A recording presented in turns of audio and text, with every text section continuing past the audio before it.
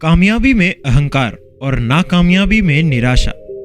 अगर इन दो भावों से इंसान अपने जीवन को सुरक्षित कर लेता है तो वो अपने जीवन में अभूतपूर्व वृद्धि कर सकता है। सांसारिक क्षेत्र में और आध्यात्मिक क्षेत्र में भी जब भी कोई इंसान कामयाब होता है तो धीरे धीरे जाने या अनजाने में उसके अंदर अहंकार प्रवेश करने लगता है। कई बार वह अहंकार इतना विराट होता है वो सभी को दिख जाता है और कभी इतना सूक्ष्म होता है कि वह दिखाई नहीं देता, लेकिन फिर भी मौजूद रहता है। और ऐसे ही जब कोई आदमी नाकामयाब होता है तो उसे निराशा, उदासी और दुख घेर लेते हैं, जिससे वह आदमी नाउम्मीद हो जाता है और उसके पास कोई आशा की किरण नहीं होती और इस वजह से वो नई शुरुआत करने से हिचकिचाता है।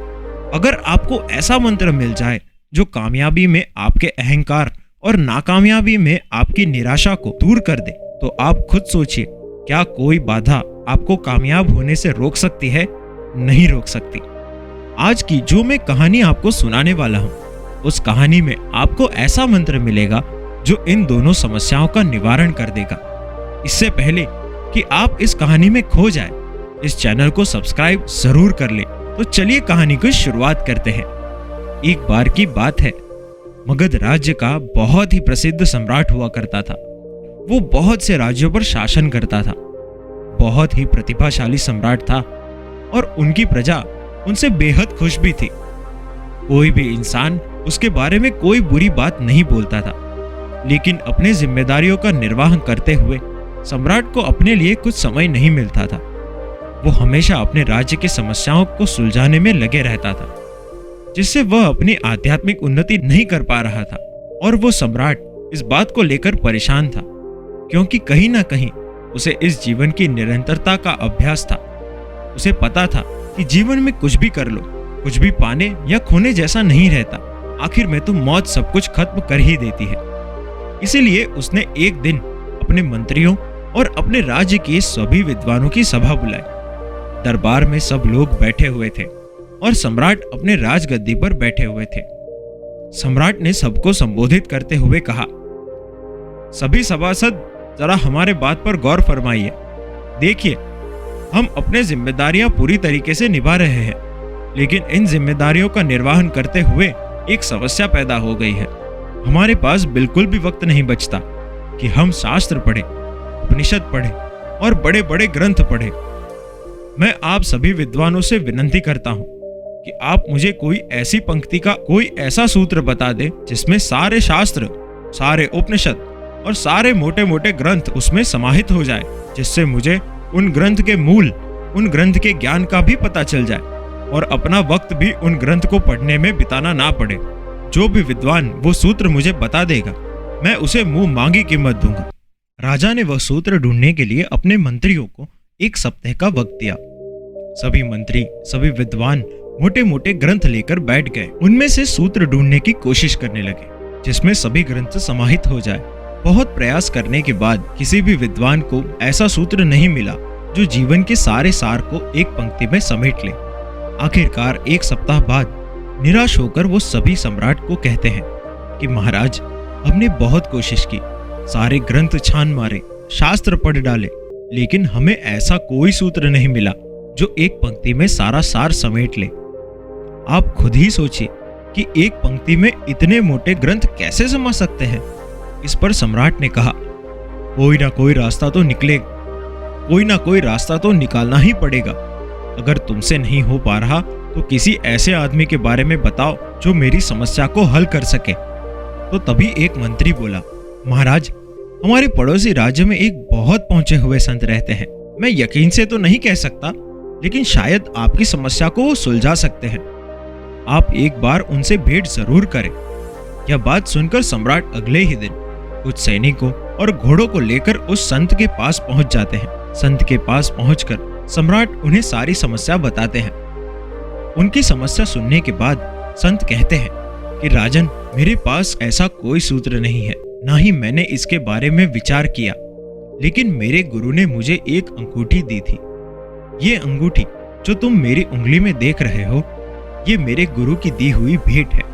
मेरे गुरु ने इसे देते वक्त मुझे कहा था, इस अंगूठी के पत्थर के नीचे दो पर्चियां हैं जिनमें एक एक मंत्र लिखा हुआ है।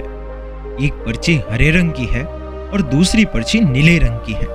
और ये गुरु ने पर्चियां देते हुए कहा था, जब भी तुम्हारे जीवन में बुरे से बुरा समय आए और जब तुम्हें लगे कि सब कुछ खत्म हो चुका है और अब जीने जैसा कुछ बचा ही नहीं, तब तुम उस हरी पर्ची को खोलकर देखना। उसमें तुम्हें ऐसा मंत्र मिलेगा जो तुम्हें हर परिस्थिति से बचाकर निकाल देगा। और दूसरी पर्ची तुम तब खोलना जब तुम अपने जीवन में सब कुछ हासिल कर लो, जब तुम्हें लगे कि जीवन में सब कुछ पा लिया है, अब तो पाने जैसा कुछ भी नहीं रहा, तब तुम वो नीली पर्ची खोलना। इसके बाद उस संत ने कहा, मुझे तो इसकी जीवन में मुझे आज तक जरूरत नहीं पड़ी, क्योंकि मेरे पास ऐसा वक्त ही नहीं आया कि मुझे ये पर्ची खोलकर देखने की जरूरत पड़े। इसीलिए ये पर्चियां मैं तुम्हें भेंट करता हूं। ऐसा कहते हुए उसने वो अंगूठी सम्राट को भेंट कर दी। सम्राट ने भी वह अंगूठी स्वीकार कर ली और अपने राज्य में वापस लौट आया। समय ऐसा ही चलता रहा। बहुत साल बीत गए। राज्य पूरी खुशहाली के साथ चल रहा था। अक्सर बीच बीच में सम्राट के मन में उस अंगूठी को देखकर ख्याल आता कि एक बार खोलकर देखता हूँ, इसमें क्या मंत्र लिखा हुआ है। लेकिन वह संत की बात याद करके उन पर्चियों को नहीं देखता था। वह सोचता था, अभी इसको देखूंगा तो इसका मंत्र निष्फल हो जाएगा। इसलिए उसने सामान्य परिस्थिति में उन पर्चियों को नहीं खोला। समय की एक खासियत होती है, वो बदलता जरूर है। और इसी तरह एक दिन उनके राज्य पर पड़ोसी राज्य के राजा ने हमला कर दिया। सम्राट ने अपने सैनिक बलों के साथ डटकर उनका मुकाबला किया, लेकिन उनकी सेना बहुत बड़ी थी। उसकी वजह से राजा को हार का सामना करना पड़ा। हारने के बाद उसका राज्य तहस नहस हो गया। सारे घर बर्बाद हो गए और खूब सारे सैनिक मारे गए। आखिर में राजा को भी अपनी जान बचाने के लिए कुछ सैनिकों के साथ वहां से भागना पड़ा। राजा का परिवार भी इस युद्ध में खत्म हो चुका था। अब राजा केवल अकेला बचा था और अपनी जान बचाने के लिए पहाड़ी के रास्ते भागना शुरू कर देता है। साथ में उसके कुछ सैनिक भी होते हैं, लेकिन कुछ समय बाद सैनिक भी उसका साथ छोड़कर भाग जाते हैं, क्योंकि उन्हें लगता है दूसरे सेना के जो सैनिक उनका पीछा कर रहे हैं वो राजा को मारते वक्त उन्हें भी मार देंगे। और यही सोचकर वो सैनिक अपने राजा को, अपने सम्राट को अकेला छोड़कर वहां से भाग जाते हैं। अब राजा अकेला रह गया था, कोई उसका साथ देने वाला नहीं था। वो दुर्गम पहाड़ियों पर अकेला अपने घोड़े पर सवार होकर उनको पार करता हुआ छुपता छुपाता आगे चला जा रहा था। लेकिन दूसरी सेना के सैनिक कभी भी किसी भी कीमत पर उसको ढूंढकर मार देना चाहते थे और उसका पीछा करते हुए वो उसके करीब, बहुत करीब आ चुके थे। तभी राजा को उनके आने की आहट सुनाई दी। राजा तुरंत अपने घोड़े से उतरकर वहां कुछ झाड़ियों में छुप जाते हैं। राजा जब झाड़ियों में छुपा हुआ था तो उनकी कदमों की आहट से राजा का दिल सहम जाता है। तभी झाड़ियों में छुपे हुए राजा को उस अंगूठी की याद आती है और उसने छुपे छुपे ही अंगूठी के ऊपर वाला पत्थर और उसमें से हरी रंग की चिट्ठी निकाली जो संत ने बुरे वक्त के लिए बताई थी।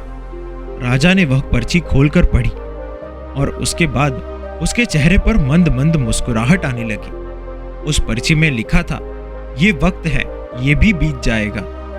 ये मंत्र पढ़ने के बाद उस सम्राट के मन को हिम्मत मिली और वो वहीं पर छुपा रहा। पूरी रात ढूंढने के बाद जब सैनिकों को सम्राट कहीं नहीं मिला तो वो वहां से खाली हाथ लौट गए। इसके बाद अगले दिन सुबह सम्राट उन झाड़ियों में से निकल कर आते हैं। ये मंत्र उसे बहुत ही सार्थक लगा। वक्त है, ये भी बीत जाएगा। और इससे उसे बहुत हिम्मत मिली और उसने बची कुची टुकड़ी लेकर फिर से अपनी सेना तैयार की और कुछ समय बाद अपने पड़ोसी राज्य से मदद लेकर उसने अपने दुश्मन सेना पर हमला कर दिया। उसने पूरी हिम्मत से जंग लड़ी और आखिर में वो जंग जीत गया और उसे अपना राज्य वापस मिला और फिर से राजा के वही दिन वापस आ गए। लेकिन वो उससे भी ज्यादा प्रसिद्ध हो चुका था, क्योंकि उसने छोटी सी टुकड़ी के साथ एक बहुत बड़ी सेना को हरा दिया था, जिससे पूरे देश में उसकी प्रसिद्धि, उसका प्रतिष्ठा पहले के मुकाबले कई गुना बढ़ गई थी। और अब उस सम्राट को लगने लगा था कि मैंने अपने जीवन में सब कुछ फतह कर लिया है, अब जीवन में कुछ पाने जैसा नहीं रहा। तभी उसे उस अंगूठी की फिर से याद आई और उसे याद आया कि संत ने कहा था, जो इसमें नीली पर्ची है वो तब खोलना जब तुम्हारे पास सब कुछ हो, तुम्हें किसी चीज की कोई इच्छा ना रहे और जब तुम्हें लगे कि तुमने सब कुछ हासिल कर लिया है। ये सोचकर उसने उस अंगूठी का पत्थर हटाया और वो नीले रंग की पर्ची निकाली। उसने वो पर्ची खोलकर देखी और देखने के बाद उसके चेहरे पर उदासी छा गई। ऐसा उस पर्ची में क्या लिखा हुआ था? उस पर्ची में लिखा था कि ये वक्त है और ये भी बीत जाएगा। कुछ देर उदास रहने के बाद वो सम्राट बहुत जोर जोर से हंसने लगा, क्योंकि उन पर्चियों में उसे पूरे जीवन का सार मिल गया था। सारे ग्रंथ का ज्ञान उस पर्ची में समाहित था। मंत्र एक ही था कि ये वक्त भी बीत जाएगा, लेकिन यही सारी किताबों के, सारे शास्त्रों के सारे ज्ञान है जो उस एक पंक्ति में समाया था। ये वक्त भी बीत जाएगा। अक्सर हम जब नाकामयाब होते हैं, जब हमारा कोई काम सफल नहीं होता, तो हमारा मन घोर निराशा से भर जाता है।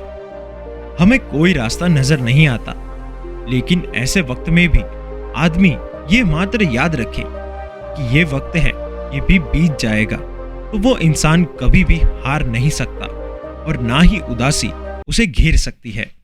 ऐसे इंसान फिर से नई शुरुआत करते हैं और अपने जीवन में आगे बढ़ते हुए सफलता हासिल करते हैं। लेकिन सफलता हासिल करने के बाद उन्हें अक्सर अहंकार आ जाता है।